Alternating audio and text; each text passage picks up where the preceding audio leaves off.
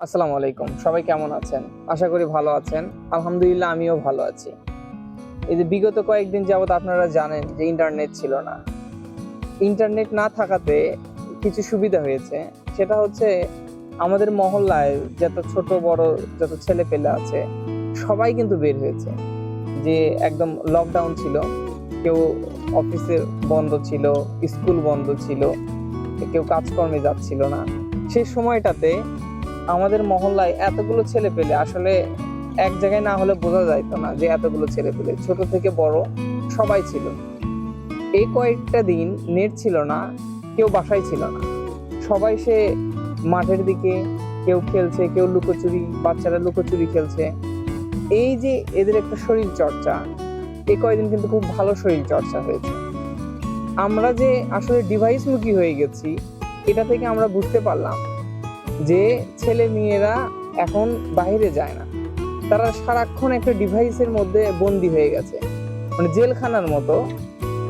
তারা সারাদিন একটা ডিভাইস নিয়ে খাচ্ছে, একটা ডিভাইস নিয়ে একটা ফোনের মধ্যে ইউটিউব চালাই দিছে, ফেসবুক চালাই দিছে, খাচ্ছে আর দেখতেছে।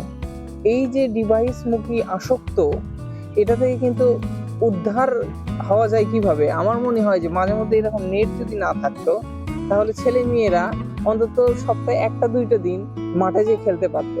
তাদের যে ফিজিক্যালি একটা এক্সারসাইজ দরকার, এখনকার ছেলে মেয়েরা কিন্তু এটা প্রায় ভুলেই গেছে।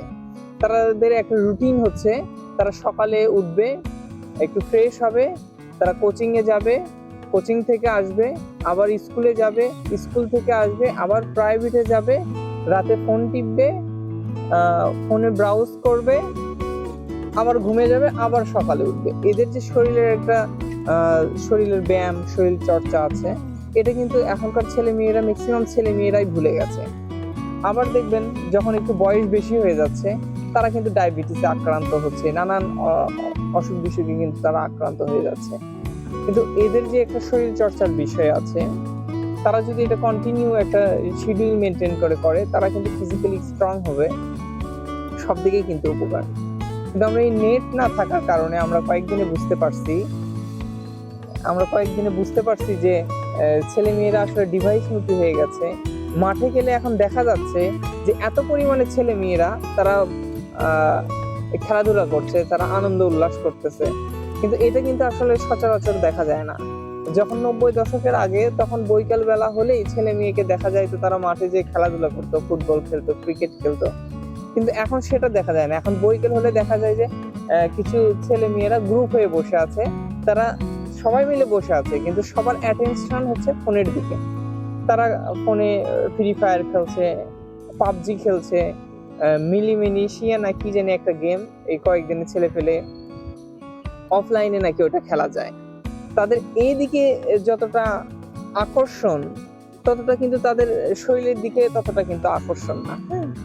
তাই আমি বলতে চাই যে যারা উঠতি বয়সের ছেলে মেয়েরা আছে, তারা যদি এক্সারসাইজ করে, তারা যদি অবসর সময় যে বৈকাল সময়টা যদি শরীর চর্চা করে, তারা কিন্তু ফিজিক্যালি স্ট্রং হবে। হ্যাঁ, এটা থেকে আমিও দেখতে পারলাম যে ছেলে মেয়েরা আসলে ডিভাইস মুখী হয়ে গেছে। এই জায়গা থেকে আমাদেরকে উদ্ধার হওয়া উচিত, এই জায়গা থেকে, এই জেলখানা থেকে আমাদেরকে বের হয়ে আসা উচিত।